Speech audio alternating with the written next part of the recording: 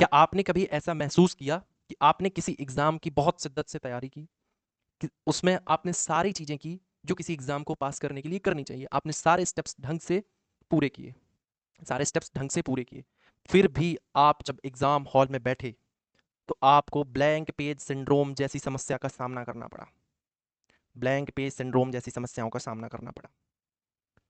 तो इन समस्याओं का सामना क्यों करना पड़ता है और हम इन समस्याओं को दूर करने के लिए क्या कर सकते हैं? हमारे पास क्या सॉल्यूशंस हो सकते हैं इन समस्याओं को दूर करने के लिए?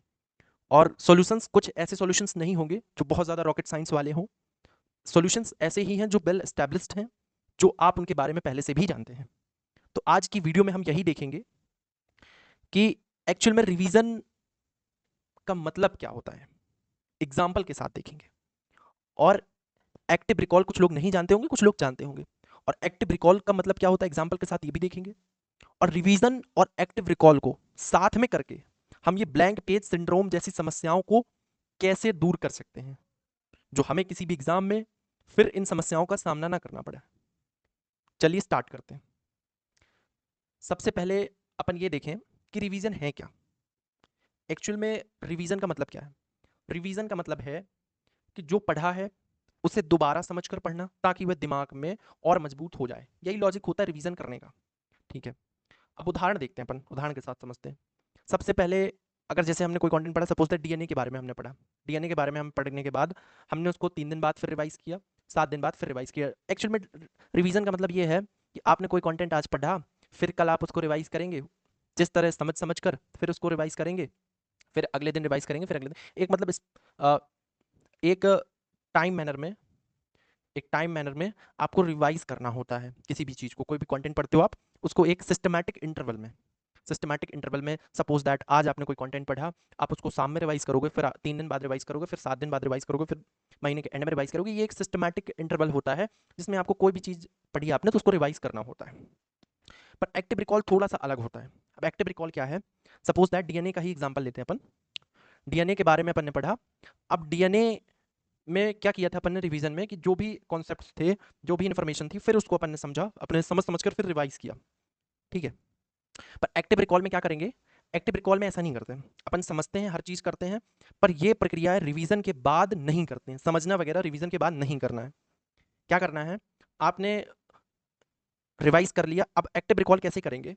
एक्टिव रिकॉल करने के लिए आप कोई भी कंटेंट उठा रहे हैं तो आप उसका आंसर नहीं देखेंगे। सपोज दैट उसमें हेडिंग्स वगैरह लिखी हुई हैं, तो आप हेडिंग्स उठाएंगे, हेडिंग से क्वेश्चंस बनाएंगे, क्वेश्चंस का आंसर निकालने का प्रयास करेंगे, अपने ब्रेन को मैसेज देंगे कि भैया बताओ डीएनए के बारे में हमने इसमें क्या पढ़ा था। अगर ब्रेन वो इन्फॉर्मेशन आपके सामने रख देता है तो ठीक है, अगर नहीं रख पाता तो उसी इन्फॉर्मेशन को फिर से जाकर रिवाइज करेंगे। एक्टिव रिकॉल में एक्चुअली ये होता है, प्रीवियस वीडियो में भी बता चुके हैं, आप देख लेना एक्टिव रिकॉल के बारे में। अब एक और एग्जाम्पल के साथ समझते हैं, अभी समझ में, एक सेकेंड, एक और एग्जाम्पल लेते हैं, एक और आसान सा एग्जाम्पल लेते हैं। जैसे तुमने, एक बहुत छोटा बच्चा है, उसने 10 नए इंग्लिश वर्ड सीखे। 10 में से हमने कुछ ही एग्जाम्पल लिखे हैं, जैसे एप्पल, मैंगो, रिवर, माउंटेन, ये इतनी चीज़ें सीखी। तुम इन्हें बार बार पढ़ रहे हो, इन्हें बार बार पढ़ रहे हो। एप्पल बराबर सेब, एप्पल मीन्स सेब, एप्पल मीन्स सेब, मैंगो मीन्स आम, रिवर मीन्स नदी, माउंटेन मीन्स पहाड़, बार बार पढ़ रहे हो, तो आप रिवीजन कर रहे हो। ठीक है, आप रिवीजन कर रहे हो, किसी भी चीज़ को रिवाइज कर रहे हो। ये एक्चुअल एग्जाम्पल फिट हो गया रिवीजन वाले सिस्टम में। ठीक है, अब एक्टिव रिकॉल क्या करोगे? ये सारी चीज़ें आपने रिवाइज कर ली, अब आप 2-3 दिन बाद पूछोगे भैया एप्पल की स्पेलिंग क्या थी? आप आंसर नहीं देख रहे हो। एप्पल मीन्स क्या होता है? एप्पल मीन्स क्या कहते हैं हिंदी में, मतलब क्या है एप्पल का? माउंटेन को हिंदी में क्या कहते हैं? ये रिकॉल करने की कोशिश कर रहे हैं, माउंटेन को हिंदी में क्या कहते हैं, है ना? और यही एक्टिव रिकॉल कहलाता है। अरे एक और एग्जांपल ले लो भैया, बहुत सारे एग्जांपल हैं।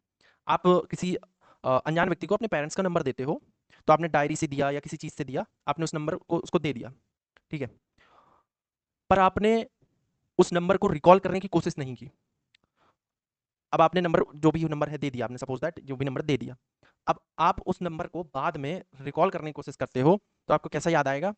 भैया ये था नंबर में, फिर ये था नंबर में, फिर ये था नंबर में, मतलब हाँ ये था, ये था, ये था, इस तरह याद आता है। तो ये एक्टिव रिकॉल होता है। और एक्टिव रिकॉल और रिवीजन का कॉम्बिनेशन, रिवीजन और एक्टिव रिकॉल का कॉम्बिनेशन, कि आप ढंग से रिवाइज करो, ढंग से एक्टिव रिकॉल साथ में करो, यही कॉम्बिनेशन आपको किसी भी इंफॉर्मेशन को लॉन्ग टर्म में रिकॉल या मेमोराइज करने में हेल्प करता है। ठीक है, अब हमने एक्टिव रिकॉल और रिवीजन को एक आसान उदाहरण के साथ आपको बता दिया, ठीक है। आपके सारे डाउट रिवीजन और एक्टिव रिकॉल से रिलेटेड क्लियर हो गए होंगे। अब दोनों को एक साथ कैसे करना है? अब कई लोगों के दिमाग में ये क्वेश्चन आया होगा कि सर, अब अगर हम एक्टिव रिकॉल डायरेक्ट करेंगे तो हम किस चीज़ का करें, क्योंकि हमने कोई इन्फॉर्मेशन नहीं पढ़ी अभी। हाँ भैया देखो, आप समझो, सबसे पहली चीज़ है रिवीजन करना है आपको फर्स्ट राउंड। कैसे? डीएनए आपने पढ़ा, डीएनए का पूरा कॉन्सेप्ट आपने पढ़ लिया, आपको उसको फर्स्ट टाइम रिवाइज करना है, ठीक है, रिवाइज करना है। फिर उस कॉन्सेप्ट को जो भी आपने रिवाइज किया है फिर जाकर के एक्टिव रिकॉल करना है। और ये गलती बिल्कुल भी नहीं करनी कि आपने कोई टॉपिक देखा और आपने बिना पढ़े उसके बारे में, हाँ भैया ये क्या था, ये क्या था, ये क्या था, तो आप बहुत ज़्यादा फ्रस्ट्रेटेड हो जाओगे और ये प्रक्रिया आपको बहुत ज़्यादा बोरिंग लगने लगेगी, आप उस चीज़ को छोड़कर आगे बढ़ जाओगे। इसीलिए स्टेप्स को फॉलो करना है, इसलिए मैं ये पूरे सिस्टमैटिक नोट्स बना करके लाया हूँ आपको, ठीक है। और जो चीज़ें आपको काम की लगें, जैसे आप रिवीजन और एक्टिव रिकॉल में अंतर भूल जाते हो, तो वो चीज़ें आप अपने जहाँ पढ़ाई करते हो डेस्क के सामने चिपका लो, ठीक है।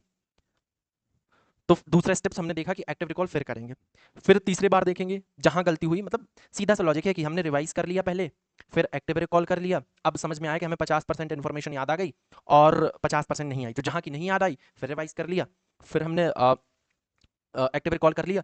तो ये सारे स्टेप्स हमें फॉलो करने हैं जब तक कोई टॉपिक हमें बिल्कुल सिस्टमैटिक मेमोराइज ना हो जाए, ठीक है।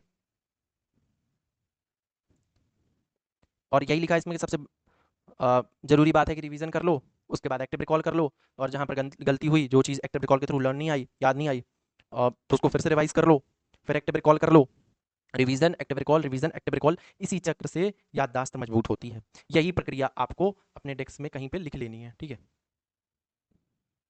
यही सारी चीज़ें आपको लिख लेनी है कि कैसे किसी टॉपिक को हम रिवाइज करेंगे। और सबसे मेन चीज़ है, आप दो चीज़ें और लिख लीजिएगा, रिवीजन और एक्टिव रिकॉल में अंतर क्या होता है, ठीक है। चलिए आगे बढ़ते हैं। वही है, देखिए यूपीएससी में भी यही करना होता है। जैसे सपोज दैट एफडीआई वगैरह आपने पहले समझा, फिर आप उसको पूछोगे भैया एफडीआई क्या है, एफपीआई क्या है, तीन फायदे क्या हैं, इनके दो नुकसान क्या हैं, जहाँ गलती हुई वही हिस्से पे करो, ठीक है। अब ये सबसे अच्छी लाइन मुझे मिली जहाँ से मैं कंटेंट बना रहा था, कि रिवीजन क्या है, जानकारी को दिमाग में डालता है। रिवीजन, सॉरी, क्या, रिवीजन जानकारी को दिमाग में डालता है। और एक्टिव रिकॉल जांचता है, एक्टिव रिकॉल जांचता है कि जानकारी दिमाग में बची है या नहीं। मतलब रिवीजन दिमाग में डाल रहा है जानकारी को, और एक्टिव रिकॉल देख रहा है कि जानकारी दिमाग में बची है कि नहीं। तो दोनों मिलकर ही लंबे समय तक याद रखने में मदद करते हैं, दोनों मिलकर ही याद रखने में मदद करते हैं। ये बात हमेशा आपको याद रखनी है, ठीक है। अब एक और एग्जाम्पल से समझ लो, अगर आपको समझ नहीं आया, ठीक है, वो समझ में आ गया, वही एग्जाम्पल है, ठीक है। हाँ, ये देख लेते हैं कि हमसे गलती क्या होती है जो हमें ब्लैंक पेज सिंड्रोम्स का सामना करना पड़ता है। कि देखिए ऐसा लगता है कि हम रीड कर लें, रीड कर लें, रीड कर लें, रीड कर लें, रिवाइज कर लें, यही रीडिंग रिवाइज होता है भैया, यही रिवाइज होता है। उन्हें लगता है कि वे पढ़ रहे हैं इसलिए याद हो रहा है, लेकिन परीक्षा में क्वेश्चन आते तो आंसर याद नहीं आते, आंसर याद नहीं आते। यही तो ब्लैंक पेज सिंड्रोम है, पेज सिंड्रोम्स, ठीक है। तो यही तरीका है कि ये फॉर्मूला है एक तो, कि टॉपिक को पहली बार पढ़ा, एक्टिव रिवाइज कर लिया, अगले दिन रिवाइज किया, फिर एक्टिव रिकॉल कर लिया, एक हफ्ते बाद रिवाइज किया, एक्टिव रिकॉल कर लिया, एक महीने बाद रिवाइज किया, एक्टिव रिकॉल कर लिया। हर बार रिवीजन के बाद खुद का टेस्ट करो। अगर ऐसा आप लगातार 6 महीने कर दो तो तुम्हारी याद करने की क्षमता में बहुत बड़ा अंतर दिखाई देगा। तो आज की हमने वीडियो में एक्टिव रिकॉल और रिवीजन के बारे में समझा, और बहुत अच्छे तरीके से समझा, एग्जाम्पल के साथ समझा।